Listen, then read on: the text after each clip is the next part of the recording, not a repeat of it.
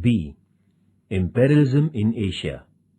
By adopting various ways, the European nations imposed imperialism on the Asian nations, that is, India, China, Japan, Myanmar, Burma, Indonesia, Malaysia, Philippines, and Thailand, also known as Siam.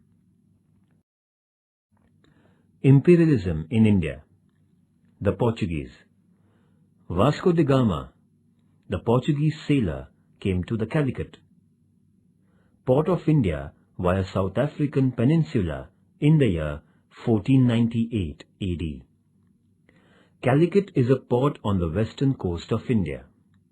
Vasco da Gama was allowed business concessions by King Zamorian. The Portuguese initially had great importance in the Indian politics. However, the Portuguese tried to propagate their religion, expand their rule, and business at the same time. Therefore, they couldn't set up an empire in India. They got restricted to Goa, Diu, and Daman Islands only. The imperialism in China. China is the biggest nation, in terms of population, in the Asian continent. It was considered to be a dominant nation till the second half of the 18th century. The Chinese people believed their culture to be the most superior of all the cultures in the world. It was the Manchurian from 1644 to 1911 which was held responsible for allowing a gigantic China to be brought under the reign of the Europeans. The Portuguese, who came to China via the sea route, were the first European traders there. They alighted at the Canton port of China in the year 1517. They were allowed concessions within the Canton port. Later on, the Portuguese captured the Macau port. After the Portuguese, the traders from France, England, in China. The coastal region of China was used by them for setting up commercial centers. Nevertheless, China didn't allow anybody to interfere into its internal region for almost 200 years. The Chinese society was molded in the ancient Confucian philosophy. The 8-point regulation announced by China imposed several restrictions on Europeans. Those who wanted to enter into China were made to pay tributes to the Chinese emperor at reconciling with China. China began earning a lot of profit by virtue of selling tea, silk, and China vessels. After the Industrial Revolution, the face of China got drastically changed. The Western goods started to sell in China. For the promotion of trade, the European traders in China established an organization named Kohong. The imperialism in Japan. Japan, a nation located to the far east of Asia, is known as the Land of Rising Sun. The Portuguese, the Spanish, and the Dutch people had been more or less involved in business with Japan from the 16th century. As these people tried to spread Christianity in Japan, they were expelled. Japan became a self-centered nation. The doors of Japan had been closed for the European nations for 150 years. As a result, Japan was known as a recluse, that is, hermit nation.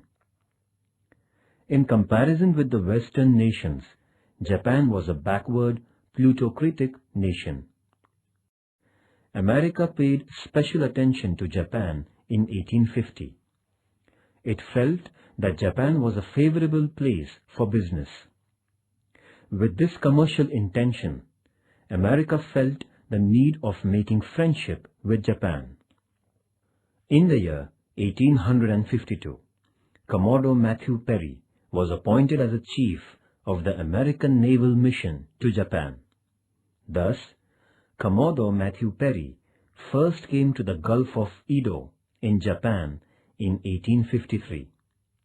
He made a request to the Japanese government for ensuring safety to the American ships within the marine boundaries of Japan, along with business concessions. The British. With the purpose of initiating business with India, the East India Company was set up by Britain in the year 1600 AD.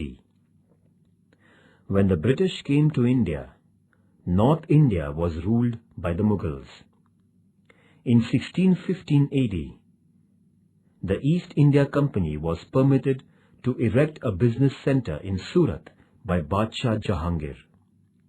The policy of the company was concerned with only business in the beginning. However, the East India Company started to dabble in Indian politics as the Mughal rule began to show the signs of decline, with intra-dynasty conflicts cropping up after the death of Badshah Aurangzeb. The absolute rule of the British. Lord Dalhousie introduced doctrine of lapse and undertook the mission of merging the local princely states into the British Empire by rejecting the adopted successors in Jhansi, Nagpur, Satara, Sambhalpur, Udaipur, etc. The state of Ayodhya was merged under the pretext of maladministration. Other princely states were deprived of the periodic pensions and brought under the English Empire. Thus, in the 100 years between 1757 and 1857, almost the entire region of India was brought under the governance of England. The rise of British rule in Bengal. The British victory in the Battle of Plassey in 1757 and the Battle of Buxar in 1764 paved a way for the foundation of English rule in India. The expansion of British rule in South India. In the second half of the 18th century, South India had the domination of the Nizam, Hyder Ali, and the Maratha rulers. Hyder Ali was defeated by the British in collaboration with the Nizam and the Marathas. Afterwards, Tipu Sultan, the son of Hyder Ali, too was defeated. There had been 3 battles between the Marathas and the British between 1775 and 1818. Maharji Shinde defeated the British in the first of these battles. However, in the second battle, the British army came off with flying colours. Finally, Bajirao II had to face defeat at the Battle of Ashti at the hands of the English army, and the Maratha rulers were subdued. The Nizam had accepted the subsidiary alliance system. This system forced Nizam to station British army at his cost. Thus, the subsidiary alliance agreement helped the British to expand their territories in India. The power expansion in Punjab. After the defeat of Marathas, except for Sikh power, all princely states in India were under the British rule. It was Maharaja Ranjit Singh who organized the members of the Sikh community. The East India Company was under the threat of the Maharaja. The British would not do any damage to the Sikh reign as long as Maharaja Ranjit Singh was on the throne. The Sikh Empire had spread in the regions of Punjab, Sindh, Kashmir, and areas in Pakistan. In the wake of Maharaja Ranjit Singh's death in 1839, the quarrels among the successors of the Sikh Empire became an advantage for the British. The English Empire won the vast region under the Sikh Empire between 1845 and 1849. The Karnataka battles. Battles between England and France. In the Karnataka region, there sprang up a conflict in the bickering business affairs between England and France on the one hand, and the politics at the court of the Nawab. On the other hand, all the first three battles fought in the Karnataka region were caused because of the rivalry between England and France.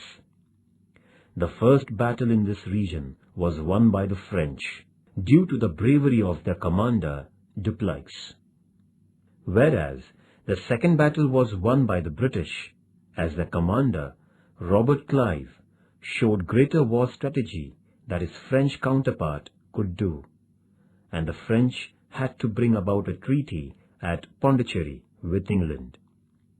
In the third battle, in the year 1760, England defeated the French army at Vandivash in Karnataka.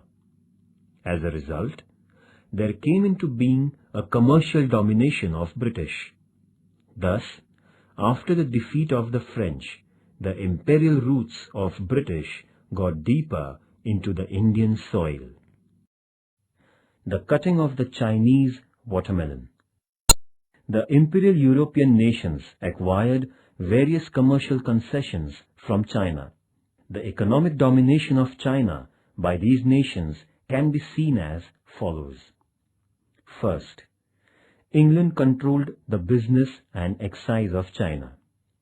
Second, France had the Chinese postal service under its authority. Third, Chinese railways were dominated by Europe. China was divided under the power sectors of the imperial nations. This has been known as the cutting of the Chinese melon. America had an understanding that, like the African continent, China would be divided. The French. The French began their trade in India from the year 1625 AD. However, the French dominated Chandranagar, Pondicherry, Karaikal, Yanam, and Mahe. The Open Door Policy. America came out with its Open Door Policy in 1899 with the intentions of avoiding the actual political division of China and taking financial advantage.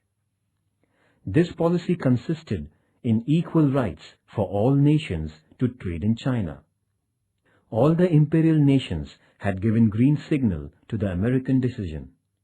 However, Russia refused to comply with America and China remained undivided. But in the following years, the imperial nations exploited China to a large extent. The First Opium War.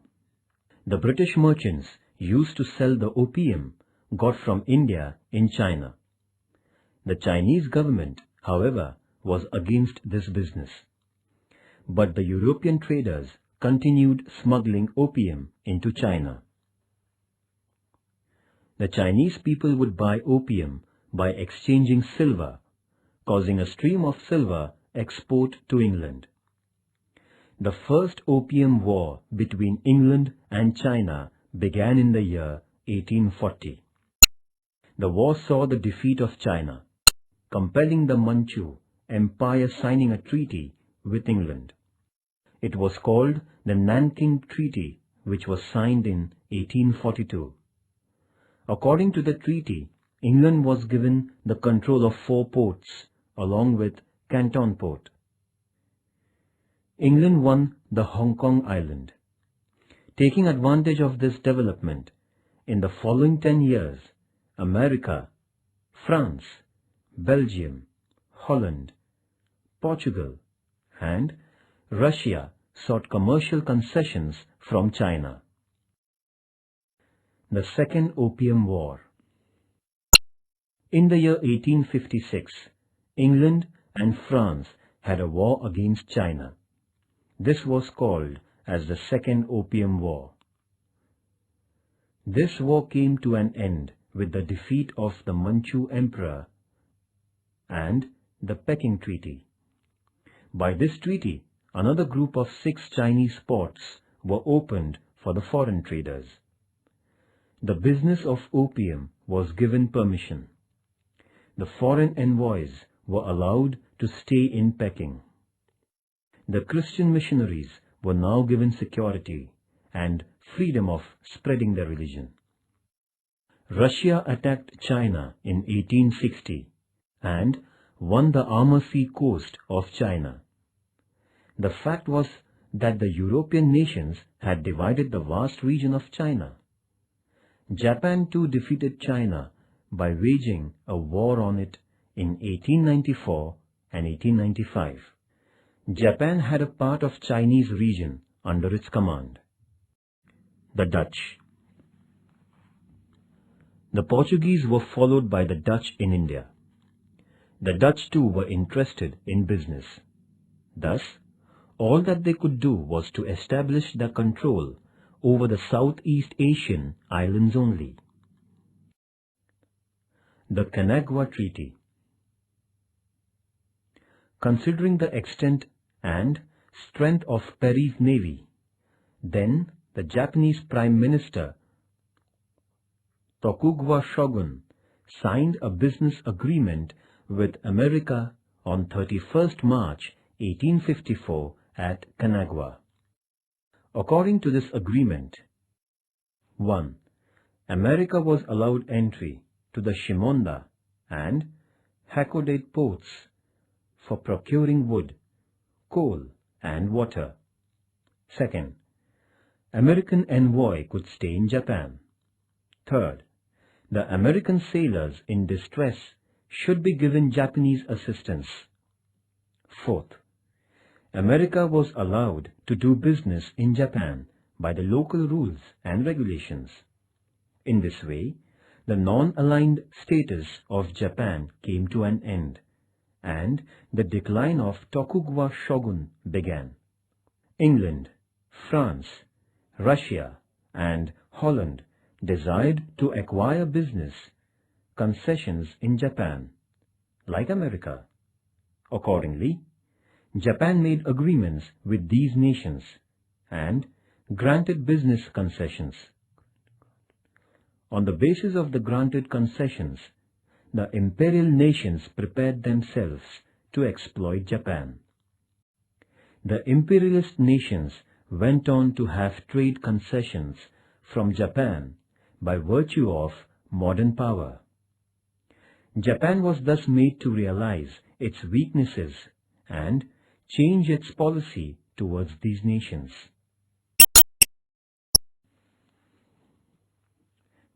It was during this period that the unrestrained shogun governance was subverted by the Meiji Revolution. Japan modernized itself by drastically changing the economic, political, and social fields, seeking motivation from the scientific and artistic development with which the European nations had defeated Japan. After modernizing itself, Japan endeared the policy of imperial expansion.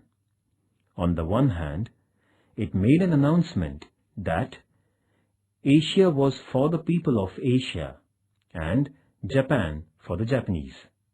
And on the other, with a view to imperial expansion, it defeated the powerful nations like China and Russia and annexed regions belonging to China. Japan brought Korea and Formosa under its empire. Japan, the nation which was a victim of imperialism, became a powerful imperial nation in Asia.